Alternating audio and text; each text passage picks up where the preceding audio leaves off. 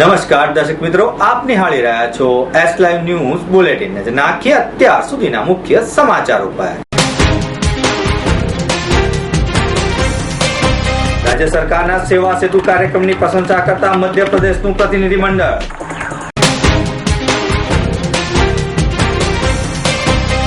Indian ઓઇલના chairman બી અશોકાએ cocoa Moraiya ખાતે extra પાવરનું કર્યું ઉદ્ઘાટન. નડિયાદ ખાતે વિવિધ વિકાસના કામોનું ખાતમુહૂર્ત અને લોકાર્પણ. કોર્પોરેટ ઇકોનોમિક્સ ને ઇન્ડિયન એકાઉન્ટિંગ સ્ટાન્ડર્ડ ને સ્વીકૃતિ આપી છે. ગાંધીનગર જિલ્લાના કલોલ તાલુકાના બાલવા ગામે યોજાયેલા સેવા સેતુ કાર્યક્રમની માહિતી મેળવવા મધ્યપ્રદેશ સરકારના 5 અધિકારીઓનું પ્રતિનિધિ મંડળ મુલાકાતે હતું. આ મુલાકાત દરમિયાન રાજ્ય સરકારની આ યોજનાની તેઓએ પ્રશંસા કરી હતી. મધ્યપ્રદેશના સીએમઓ હેલ્પલાઇનના ડાયરેક્ટર ભૂપેન્દ્ર પરસ તથા લોક સેવા પ્રબંધક વિભાગના ભોપાલના અધિકારી અંકિત શ્રીવાસ્તવ, રવિ ચાંડ, સુનિલ કૌશિક, અભિનવ સિસોદિયા બાલવા ગામ ખાતે ઉપસ્થિત રહ્યા હતા અને તેમણે જણાવ્યું હતું કે ગુજરાત સરકારનો આ સેવા સેતુ કાર્યક્રમ માધ્યમથી શહેરી અને ગ્રામીણ વિસ્તારને ત્વરિત લાભો પહોંચાડવાનો ઉમદા કાર્યક્રમ છે. સેવા સેતુના આ અભિયાન ગ્રામીણ પ્રજા માટે ઉપલબ્ધિ છે. ગાંધીનગર જિલ્લાના કલેક્ટર સતીશ પટેલ અને જિલ્લા વિકાસ અધિકારી ડીપી દેસાઈ ને એમપીના અધિકારીઓ જણાવ્યું કે સેવા સેતુ કાર્યક્રમની રાજ્ય સરકારની ગાઈડલાઈનનો અભ્યાસ કર્યો અને બાલવા ખાતે સેવા સેતુ કાર્યક્રમની વ્યવસ્થા સહિતની તમામ કામગીરી નિહાળીને લોક ઉપયોગી આ યોજનાને મધ્યપ્રદેશમાં પણ શરૂ કરવામાં આવે તે માટેના પ્રયાસો હાથ ધરાશે. બાલવા ખાતે યોજાયેલા પશુ સારવાર કેમ્પ તથા મેડિકલ કેમ્પની મધ્યપ્રદેશના અધિકારીઓએ મુલાકાત લઈ ગ્રામીણ કક્ષાએ આપવામાં આવતી સુવિધાને બિરદાવી હતી. જિલ્લા પંચાયતના સદસ્ય જયેશ ચૌધરી એ મહાનુભાવોનું સ્વાગત કરી ખાની સ્મૃતિ અર્પણ કરી હતી. કલોલ વિસ્તારના અધિકારી બી એમ રબારીએ સેવા સેતુ કાર્યક્રમનું સુંદર સંચાલન કર્યું હતું. સેવા સેતુ કાર્યક્રમમાં બાલવા, આમજા, આલુવા, મુબારકપુરા, સોભાસણા, ઇટલા, ચાંદીસણા, નાદરી, પ્રતાપપુરા, સોજા, રેંધુ અને વાઘોસણા સહિતના 12 ગામોના હજારો અરજદારો ઉપસ્થિત રહ્યા હતા. ઇન્ડિયન ઓઇલ કોર્પોરેશનના ચેરમેન બી અશોકાએ મોરૈયા ખાતે કંપનીની માલિકીના અને સંચાલન હેઠળના કોકોના રિટેલ આઉટલેટ એક્સ્ટ્રા પાવર સરાયનું ઉદ્ઘાટન કર્યું હતું. આ પ્રસંગે ઇન્ડિયન ઓઇલના સ્વતંત્ર ડાયરેક્ટર પરંદુ ભગત અને ઇન્ડિયન ઓઇલની ગુજરાત રાજ્ય ઓફિસના એક્ઝિક્યુટિવ ડાયરેક્ટર સંજીવ કુમાર જૈન પણ ઉપસ્થિત રહ્યા હતા. એક્સ્ટ્રા પાવર સરાયમાં ફ્લિપકાર્ટના સ્વરૂપના લોયલ્ટી પ્રોગ્રામનું સભ્યપદ ધરાવતા વાહન ચાલકોને વિવિધ સુવિધાઓ પૂરી પડાશે. આ સુવિધાઓમાં પાર્કિંગ, આરામ માટેના ડોમેટ્રી સુવિધા, લોકર્સ, રમતગમતના સાધનો, ટીવી જેવી મનોરંજનની સુવિધા, બાથિંગ સુવિધા, કપડાં ધોવા માટેના વોશિંગ મશીન વગેરેનો સમાવેશ થાય છે, જે નિઃશુલ્ક પૂરી પાડવામાં આવશે. આ ઉપરાંત ઢાબા અને સલૂન તેમજ ક્લોક, સીસીટીવી પણ સમાવેશ થાય છે.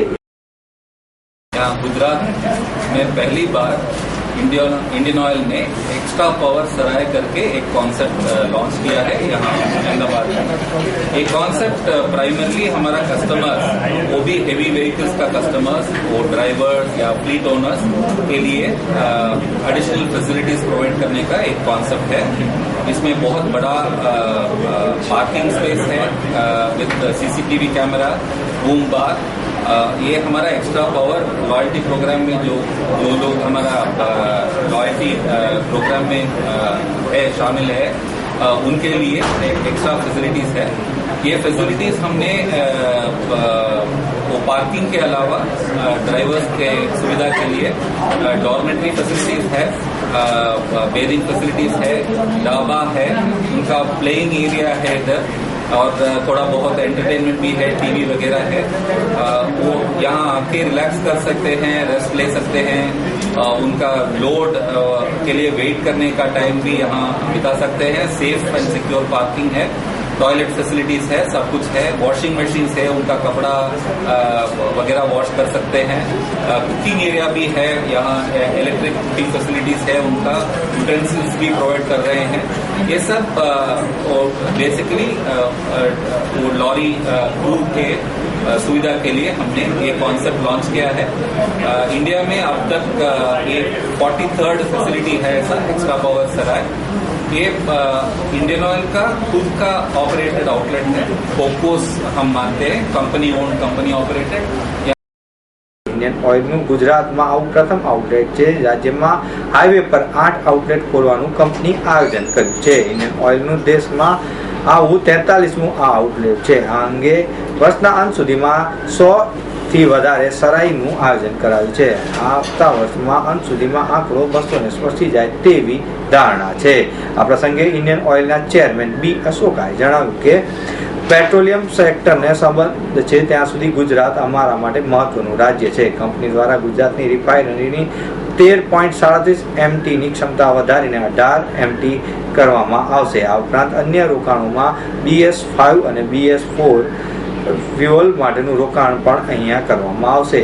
ડિમોનેટાઇઝેશનને કારણે કુલ ટ્રાન્ઝેક્શનમાં કેશલેસ ટ્રાન્ઝેક્શન 18% થી 20% જેટલું વધ્યું છે.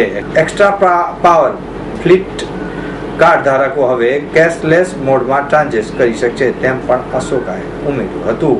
અશોકાએ વધુમાં જણાવ્યું કે ઇન્ડિયન ઓઇલ કોર્પોરેશન તેના સતત આધુનિકરણ અને ગ્રાહક કેન્દ્રીય માર્કેટિંગ અભિગમને શ્રેષ્ઠ આંતરરાષ્ટ્રીય માળખાઓને કારણે ઉજ્જવળ ભવિષ્ય ધરાવે છે.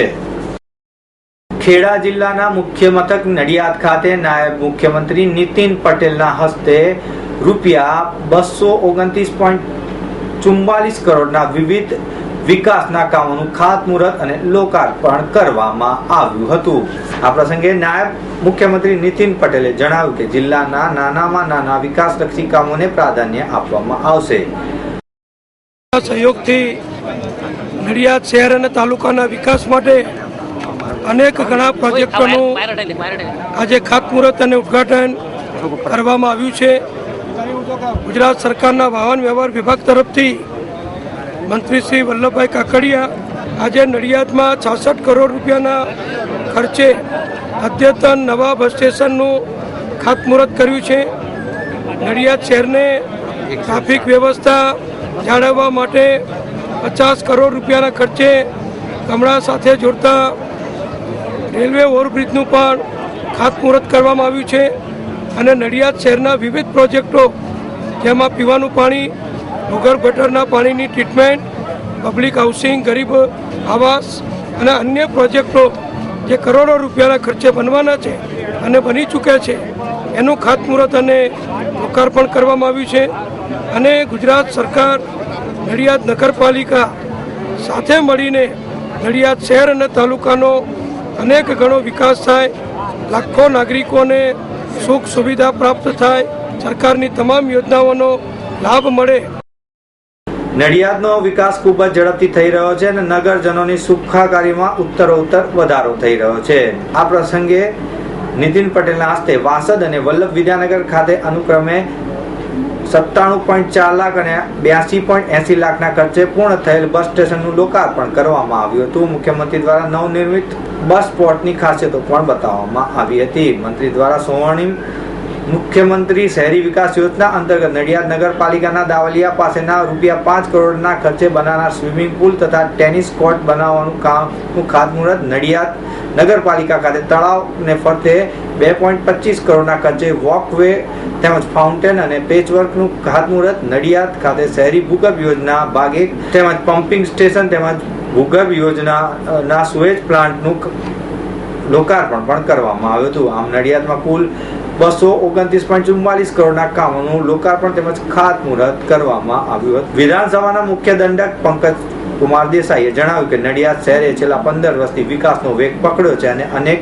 ક્ષેત્રે નવા આયામો પ્રાપ્ત કરી જિલ્લાના પ્રજાજનોની સુખાકારીનો ઉત્તરોત્તર વધારો કર્યો છે. રોડ, પાણી, આરોગ્ય, શિક્ષણ, દાંડી માર્ગ, bus station, railway station, railway line ઉપર ઓવરબ્રિજ, ગરીબો માટે સસ્તું અનાજ, રેશન કાર્ડ, આરોગ્યની સવલત માટેના હોસ્પિટલો તથા વાત્સલ્ય કાર્ડ અને આરોગ્ય અભ્યાસ માટેના તબીબી કોલેજ જેવી અનેક પાયાની જરૂરિયાતોના દિવસે ને દિવસે વધારો કરવામાં આવી રહ્યો છે. ત્યારે સરકારે સેવાઓને મહત્તમ લાભ લેવા જનતાને પણ અનુરોધ કરવામાં આવ્યો હતો. જિલ્લાના સાંસદ દેવુસિંહ ચૌહાણ દ્વારા પારદર્શક, સંવેદનશીલ અને પ્રજાભિમુખ રાજ્ય અને કેન્દ્ર સરકારની અનેક યોજનાનો લાભ નડિયાદ તથા ખેડા જિલ્લાને મળ્યો છે તેમ પણ તેમણે જણાવ્યું હતું.